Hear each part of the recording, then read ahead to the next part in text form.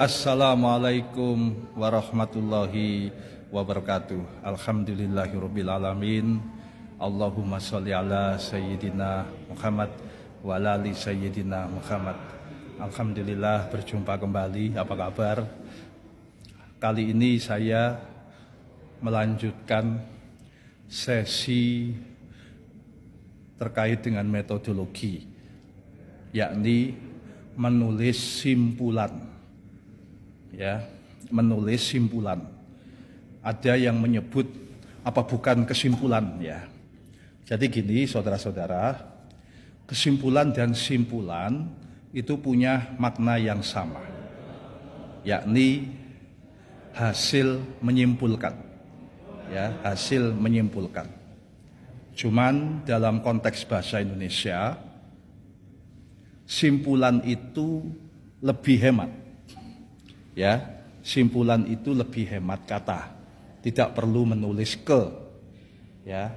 Cukup simpulan. Cuman memang kata simpulan ini jarang dipakai. Nah, saudara-saudara, seringkali saya lihat mahasiswa menulis simpulan itu isinya lebih banyak mengulang apa yang sudah disampaikan di dalam penyajian data. Nah, padahal simpulan itu berbeda dengan penyajian data. Jadi tidak perlu diulang lagi penyajian data.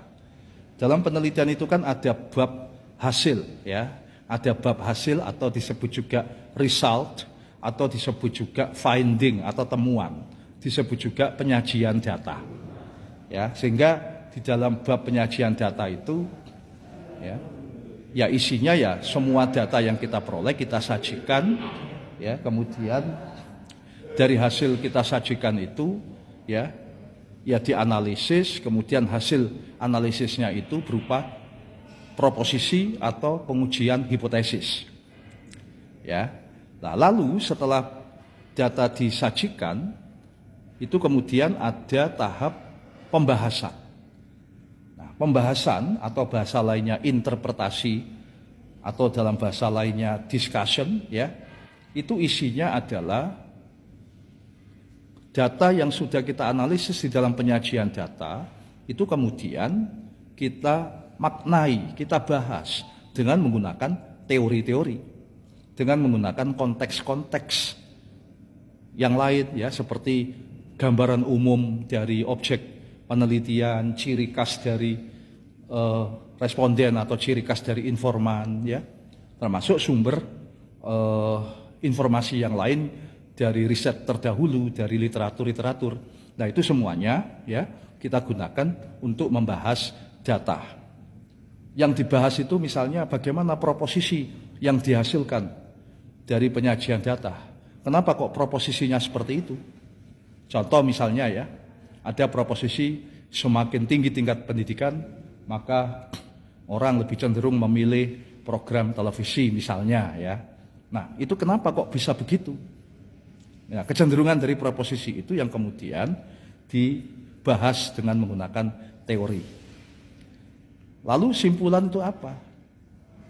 Simpulan itu satu cirinya tidak mengandung kalimat-kalimat empiris. Kalimat empiris itu data. Contoh misalnya Anda menulis dari hasil penelitian maka dapat disimpulkan 75% orang menyukai televisi, sementara 25% orang menyukai radio. Saudara-saudara, itu bukan simpulan tapi itu adalah penyajian data. Karena yang disampaikan adalah data. 75% orang suka nonton TV, 25% orang mendengarkan radio, itu data, itu bukan simpulan.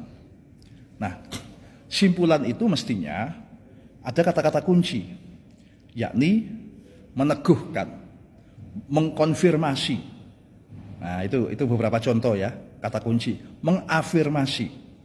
Contoh, dari hasil penelitian maka dapat dikonfirmasi bahwa semakin tinggi orang dalam berpendidikan atau semakin tinggi pendidikan seseorang, maka orang itu cenderung lebih suka program-program berita dibanding orang yang memiliki tingkat pendidikan lebih rendah.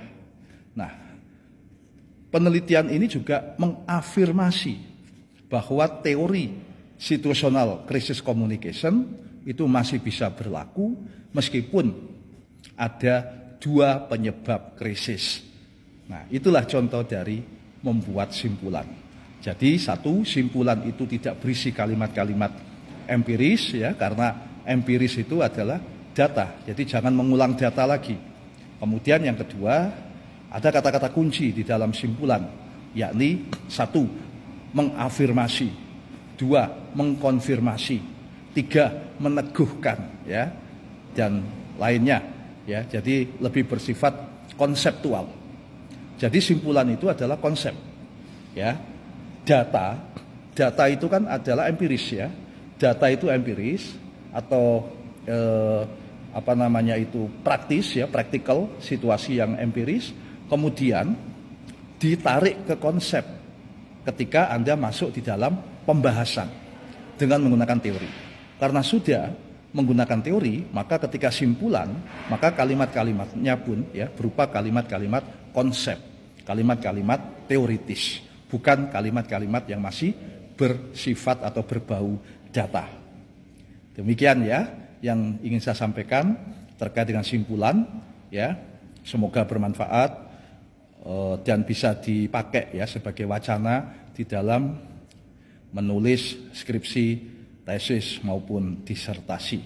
Salam sehat, salam NKRI ya, salam sejahtera semua. Wallahul muwaffiq ila aqwamit thoriq. Assalamualaikum warahmatullahi wabarakatuh.